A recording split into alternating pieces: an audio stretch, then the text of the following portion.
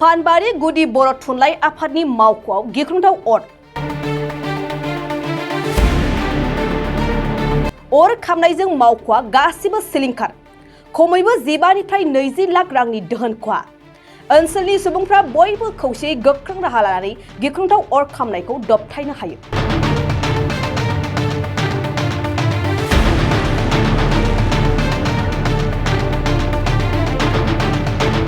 अर खामनायनि गुबै जाहोनखौ मिथियाब्लाबो बे समाव सोरबा दुथाङा बे हाबाखौ मावदों एबा अर लागायना गालांदों होनना सन्देह खालामदों।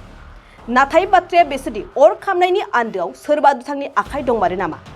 दंमारोब्ला थारैनो बेनि हेंथा गोख्रों एक्सन लानाया गोनां। बर'फोरनि गेजेराव गोजामसिन माहारियारि आफाद होननानै बुङोब्ला जों बर' थुनलाइ आफादखौनो रायखांनांगोन। जाय आफादनि नाजानायाव बर' हारिनि राव थुनलाइया दिनै जौगादों, बे आफादनि सायावनो बेबायदि इनाय हाबा मावोब्ला थारैनो बेखौ समाजनि गिदिरसिन दायनिगिरि होननानै जों बुंनांगोन। खाथियाव थाङा, खाथियाव ग्लासआ माबागोन बोरैबा सेस मा दंमोन बे सेस सयथिबो आये खामखांजोब्बायानो हनै सेस हेन्दलुमनि बुस्थु माखाया मा जाजोब आयै लेखा माखाया सेसलै सयथिबो नै मा जाबावनांगौ बे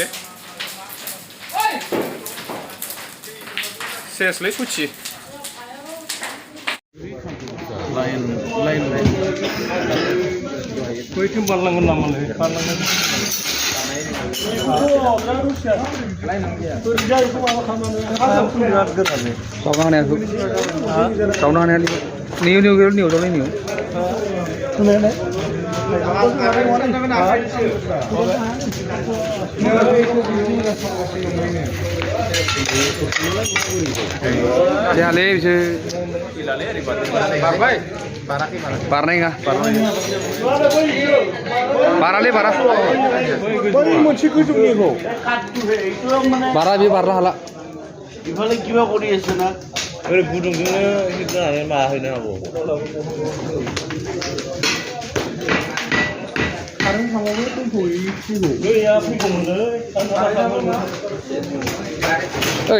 दान्दा जों खाना होगोन बेखौ दान्दा गोलाव दं जोंना मडेलाव बैखौ कारेन्टखौ बोखायना लाबोजागोन दां र' माबायावनो दंखायो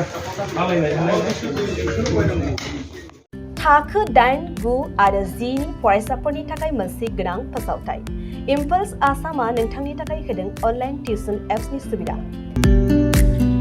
बर' आरो एसामिस मोन्नैबो बिजोंनि 8, 9 आरो 10 थाखोनि बिगियान, सानखान्थि आरो इंराजि आयदायाव अनलाइन टिउसननि सुबिदाखौ होगोन। मोनफ्रोमबो आयदायाव दान मोनसेनि फिसआ 250 रांल' जागोन। 12 दाननि थाखाय फरायसानि अनलाइन टिउसनआ सोलिगोन। इम्पल्स आसाम अनलाइन टिउसन एपआव live class, online test, online assignment आरो डाउट क्लियरिं सेसननि सुबिदा मोननो हागोन। इम्पल्स आसाम अनलाइन टिउसन एपआव रोंगौथि गोनां एक्सपिरियेन्स फोरोंगिरिफ्रासो फोरोंगोन। गोसो गुदुं फरायसाफ्रा गाव गावनि मबाइलाव गुगल प्ले स्ट'रनिफ्राय इम्पल्स आसाम एपखौ डाउनल'ड खालामनो हागोन। लोगोसेयैनो 8099334099 जानबुं अनजिमायाव थोंजोङै जगाजग खालामनो हागोन।